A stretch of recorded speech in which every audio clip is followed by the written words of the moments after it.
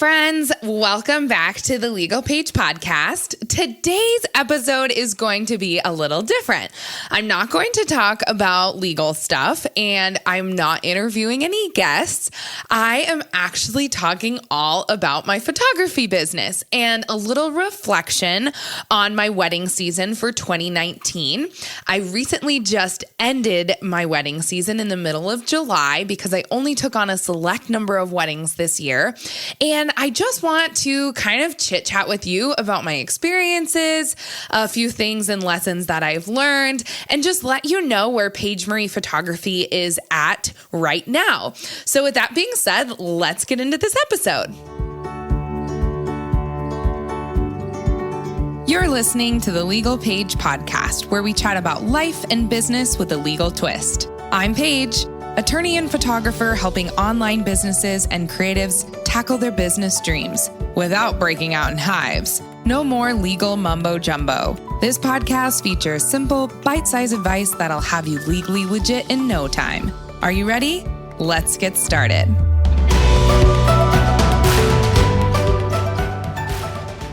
All right, Legal Pagers, like I said, I am very, very excited to chat with you guys today. This is really just like a conversation that I'm having with you. You can pretend we're like sitting on my couch, having a glass of wine and a yummy cheese board, because that's how I roll.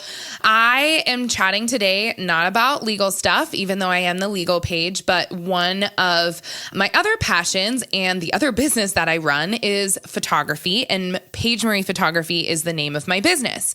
So before the Legal Page was founded and before it even came to fruition, I was a photographer. I've been a photographer for about the past 7 to 8 years. I started in college, and then right before I went into law school, I really got it rolling here in Missoula, Montana, where I decided to go to law school. If any of you know my story, it was because I wanted to do photography because I love being creative, and I really wanted an artistic outlet when I was like reading and writing in the law school all day long. Like, it was just super annoying to kind of just be like nonstop in academics. And I just wanted an outlet. And I also was like, okay, maybe I could make some side money here while I'm in law school to kind of just like pay for life during law school. So I started Paige Marie Photography, and I came back to law school in my hometown of Missoula, Montana. So that being said, it is a smaller knit community. I think we have about 70,000 people now in Missoula and the surrounding area. But I grew up here, like elementary through high school, and I knew a lot of people. So it was a little bit easier for me to get started with photography because I could just like start doing free shoots for people. Family shoots is kind of how I got started, portrait sessions, and just really like blasted it out on social media, put up a website, bam, I was a photographer. Then I really started niching down, and I know I've had an episode on the Legal Page podcast about niching down.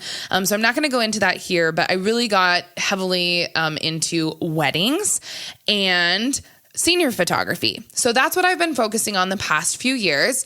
After I graduated law school, I went to work for a federal judge, and I was a clerk. So that was like nonstop full-time job. And I also continued to run my photography business in the evenings and on the weekends. Last year in 2018, I shot almost 30 weddings. And I also hired on an associate. Her name is Alex. If you guys follow along on Paige Marie Photo on Instagram and like on our website and social media, you will see her everywhere. I love her. She's like my little sister. And we really started just growing Paige Marie Photography. I had so many awesome clients last year and so many weddings, but because I was still working for the judge and that happened all summer long, like every single weekend I was shooting multiple weddings, I didn't get burnt out, but I just got really tired. And I am one of those people that if I don't give 150%, I just feel like I'm failing. And so I want to give my all to my clients, like nonstop, just Paige going for it, like being the best photographer possible, being a quasi like wedding planner while I'm at it, like making like parents happy and not only my bride and groom happy or the partners who are getting married happy, but like all of the bridal party and their friends and just everything. And it was a lot. It was a lot of just like constant being on for me. And so I took a look at like what I wanted 2019 weddings to look like. And I decided I wanted to scale down and I didn't want to do 30. So I only shot 8 weddings this year. I had 2 cancellations of weddings. So 10 was like my max and I booked 10, but we had a couple people cancel just for like personal reasons. No big deal. And that happens in the industry a lot. Just so you know, people cancel weddings. FYI, I canceled and rescheduled my wedding. So there you go.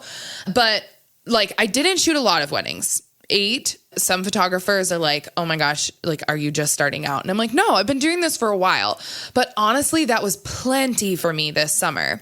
I finished my final wedding on July 13th and it was awesome. Like this wedding season was back to back. I kind of grouped all of my weddings together. And I, for the past like 5 years, have not experienced a Montana summer, which is like the most beautiful time to be here in Montana. And so I was like, I want to cut it off in the middle of July so that I can like have a summer and like do something on a Saturday that doesn't involve going to a wedding. And we have to drive to weddings. They're sometimes like an hour and a half away. So that adds in like 2 to 3 hours of my day on a Saturday.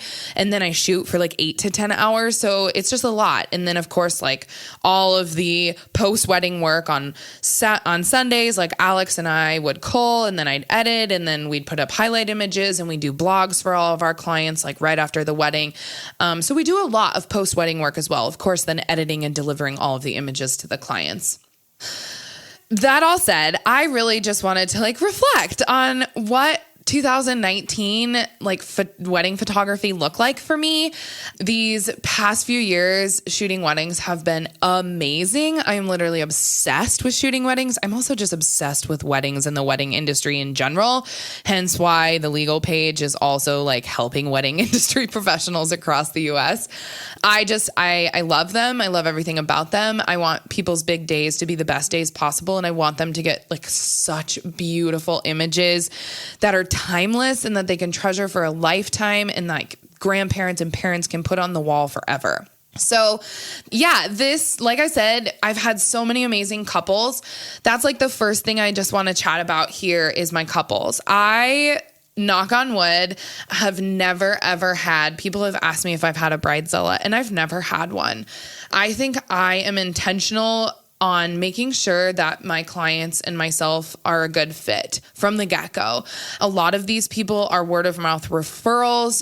They've heard of me. They've followed me. We're friends. Like I shoot tons of friends in the Western Montana area. I shoot friends of friends. I've shot family members before. I just love my clients so much. They are amazing. I love working with them.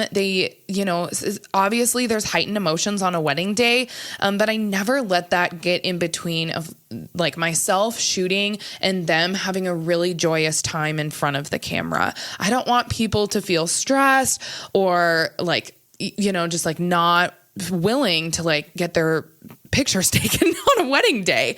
I want them to just enjoy it and like be so freaking excited to get their photos taken. And then for me to like blast about those photos on social media and then for them to just like reminisce. And then they get their like wedding album back and they're just so like happy with all the photos. And then they want to share. That's like the experience I want to give. And I think it's a lot due to my couples just being super amazing. So like shout out to all my couples that I've had for the past 6 years, wedding couples, and shout out particularly to 2019. You 8 couples were phenomenal to work with. Super, super fun. I had a blast. Like Alex and I went home after every wedding, just like talking about how much fun we had and how awesome you guys were in the wedding parties were. So I'm just glad I get along really well with my couples. But I also want to just share a few things and lessons that I've learned this year in particular with my Montana weddings, so that you guys can kind of get insight into what it's like shooting Montana weddings. And also if you're listening from anywhere kind of in the mountainous region, Pacific Northwest, you're kind of probably going to feel these things. And anyone who's just a wedding photographer in the wedding industry, you're going to like laugh at some of the things I talk about and lessons that I have learned. One thing I always try to teach myself is that every every single experience is a learning lesson, and whether it goes really well or whether like hiccups happen, you can learn from them. And I am professional wedding photographer, but that doesn't mean that I can't learn from mistakes or do things better next time. And so that is why I try to do these reflections for myself. So the first thing I have on my list here is bug spray and sunscreen are your best friends. I like little side note here. Last year in like June, I was shooting an engagement session. So this is 2018, and I forgot bug spray, and the mosquitoes were horrible, like hellacious. At this session, it was near the river. Like everyone always wants to shoot by the river. And like, I usually get a few mosquito bites, but like this was insane. I got like 200 mosquito bites all down my legs. To make a long story short, it was really bad. Like I got an allergic reaction. It was really horrible. Calamine lotion, like oatmeal baths, lots of Benadryl. So I learned from that mistake, and I always bring DEET. I am not like a clean, like bug spray person, and protect the environment, protect your skin. You guys, DEET works. And I just use it because I don't get like bitten by a shit ton of mosquitoes. So I bring DEET to all my sessions and all of my weddings. And this year in particular, we also had a lot of bugs and mosquitoes, and it worked really well because I was able to like protect myself, protect my second shooter, and also protect my clients. So I had multiple like bridesmaids use the spray because they didn't want to get bit or were getting bit, and then they didn't get bit further.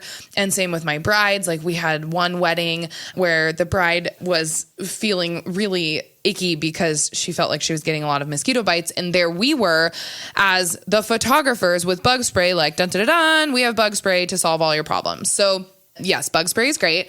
Sunscreen as well. It was really hot at multiple of my weddings, probably like 80 degrees and up. For all of you that don't live in Montana, you're probably thinking, oh my gosh, Paige, 80 degrees isn't that bad. But it is really hot here for Montana people. And you know, sunscreen, I've gotten burnt at weddings before, but this year I was like really specific with while I was getting ready in the morning, I always put on sunscreen so I didn't get burnt. And then I brought sunscreen as well, multiple. Again, bridesmaids use the sunscreen like on their backs because they forgot it and they didn't want to get burnt throughout the day. So bug spray and sunscreen are your best friends. That's one of the lessons I learned this summer. The next one is photography timelines. So I used to be in wedding planning and event planning when I was like in high school. And when I was in college, I worked for a corporate event planner. So I love planning, like page planning. If I could like do another job and add on another business to my life, I would want to be a wedding and event planner. That being said, I always do photography timelines for my couples. So again, I over deliver here and just work one-on-one with my brides and make sure that their day is going to go really smoothly with photos. We make sure that we create a custom timeline for their day. And that involves like, you know, when getting ready photos are, and then when first look is, bride and groom photos, wedding party photos, ceremony, then family photos, and then reception photos, sunset photos, you name it. And so because of my experience since like high school, I know what makes a really, really good wedding day and what makes a bad wedding day. And the biggest thing with bad wedding days is like timing. If timing's off and there's no flow of the day and photographers are taking like way too long with photos, or people are unhappy because they just want to get to the reception, that will make a wedding not so great. And I always put in like buffers in my wedding photography timelines so that if things go wrong, you can get back on track really easily. And that is what makes a phenomenal wedding photographer, or just one that like loves on their clients so much. And that's what I try to do. I'm not saying I'm like a phenomenal wedding photographer. That probably wasn't the right word. But what I'm trying to say is like, I care about my clients and making sure that their days are great and exactly what they want them to be. So these photography timelines, especially this summer, have been worth their weight in gold. Like we have used them so many times. It's great to pull up on phones. We like snap these. We snap the timelines, Alex and I do, and we put them as the lock like screen on our iPhones so that when we just touch our iPhone, we know exactly where we're at in the timeline. And brides have looked at it. Parents have looked at it. We've sent them to like parents who then send it out to the family members during the day. And it just helps everything run smoothly. Then people know where they need to be for like immediate family photos, say before the ceremony, and then like big extended family photos after the ceremony. Hey there, legal pagers. Are you sitting here thinking, oh, Paige might know a little bit about wedding photography and the law? Well, one of my most popular contracts in the Legal Paige contract shop is my wedding photography template contract. You should go get yours now because I have a lot of experience in this industry and it's full of everything you need to book your wedding photography clients and make sure that you're protected and they're protected. You can get the wedding template contract in the legalpage.com/shop.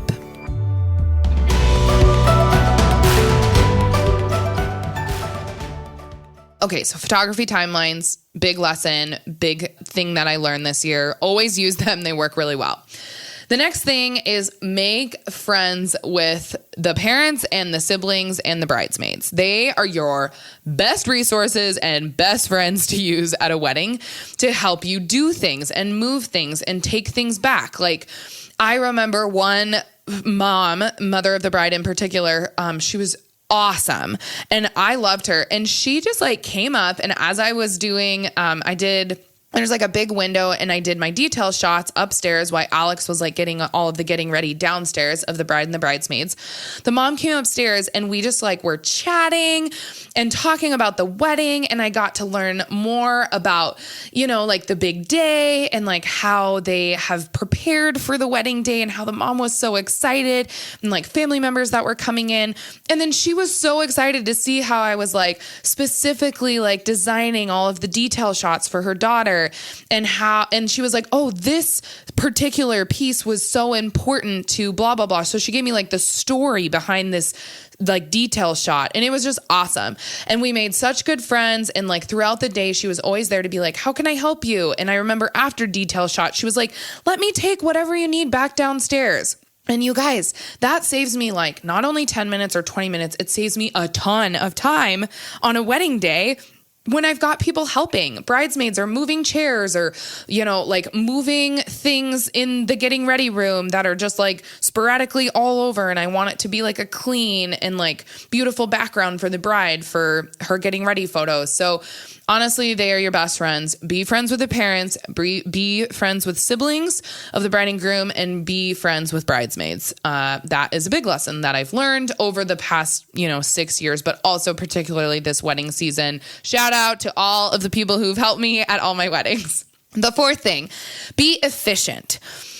Over the past few years, I have learned that wedding party photos in particular are better when they are done quickly.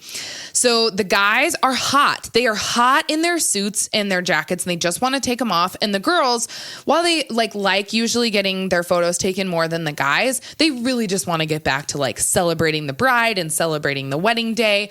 So I memorized like 10 shots for bridesmaids and groomsmen, and then the wedding party as a whole, and I pop them out quickly. Like I could probably shoot wedding party photos in 10 minutes or less if I only had that amount of time. And I probably do it in like 20 minutes. I can do it that quickly because I always try to get like single shots of all the bridesmaids and all the groomsmen. So they have a portrait shot if they want something of themselves, and then always like double up. So like a single with the bride and one bridesmaid and then the next bridesmaid and so on and so forth. Those are always used and like posted like crazy for like birthdays and celebrating like their best friend. They'll use that photo. So that's really important for me to get. Little tip there for all of you photographers listening. But again, I just pop out wedding party photos as quickly as possible. And I cannot begin to tell you, it was not at one wedding this summer, but multiple weddings where the guys came up to me and they were like, Paige, that was the easiest wedding party photos I've ever done at a wedding. That was so painless. You're so awesome. Thank you for getting this in and out for us. Like we are just so grateful that now we can be done with photos and move forward. And that is how you would create like word of mouth referrals and just like a really, really good overall, not only client experience, but just like wedding party experience. So be efficient, memorize what you need to, don't go over time, like don't do excessive amount of photos, just get what you need and move on. The next thing has to do with family photos. This is kind of hard for me to talk about just because I have a little bit of heartache from it from one wedding, and it's a lesson that I learned, and I make mistakes, and it was hard, and it gave me kind of emotional distress for a while. So I always get a big list of family photos from the bride, or, like the mother of the bride or the mother of the groom usually contribute to this family photo list. And they just want to make sure that I want to make sure they list out all of the photos that they want on their wedding day that are important to them with family members in them, so that I don't miss a shot. Obviously, like in my contract and when I'm talking to these people about them, like this is just a list for like organizational purposes only. I can't guarantee a shot because sometimes things happen. Like a family member is going to run off and we can't find them. And then we'll try to get it later at the reception. But like sometimes things just don't work out. That's just a reality of a wedding day. And this one thing I learned in particular. So I had this wedding list, family photo list for this wedding. And we were going through it, and I was multitasking. Alex wasn't there. I had another second shooter. So I was doing a lot more. When you don't have someone that you usually work with, you're multitasking like 10 times more, I feel like. And I messed up, and we got all of the necessary family photos. Like I'm never going to miss like the mom and like the original family, like members and grandparents and those type of things. But there was like some specific family photos. There was two in particular that they really wanted, and I didn't capture. Because for some reason, and I do this at every wedding, and it is like haunting me for this wedding, for some reason, I did not look at the mother of the bride, and I did not look at the mother of the groom and have them come over and look at the family photo list and be like, did we miss anything that I didn't get? And I just forgot to do that. And I usually do that at every wedding, but I don't know what happened. And we missed these two photos, and I feel so bad. And I was just like, you can use the photos, you can Photoshop people. Like, I don't care what you do. I just feel so bad. And I profusely apologize. And the bride was totally fine. And she totally understood. And I took obviously full responsibility for it. But again, this is a big lesson that I learned. Like, make sure you have the bride, after you're done with like the family photos that you need to get done, make sure you have her look at the photo list. But if she's busy, bring over both mothers and have them look at the family photo list to make sure you got all the photos. That is a big lesson I learned. Number 6, dance and have fun with everyone at your weddings. This isn't like an upper compared to what I just talked about. Like, be a part of their day and not just a vendor.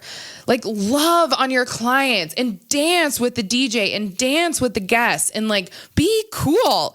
I am a nerd and I love dancing, and like I have weird dance moves, but I get down with my clients and all the guests and all the family members, and it's a good time. And that's what they remember. Like they want the photographer to be fun and like a part of their day, and not just one of those vendors where they're like, oh yeah, we paid them X amount of dollars and yeah, I guess we got the images back. So be like more than just a photographer is what I'm trying to tell you. Like, dance and have fun with everyone.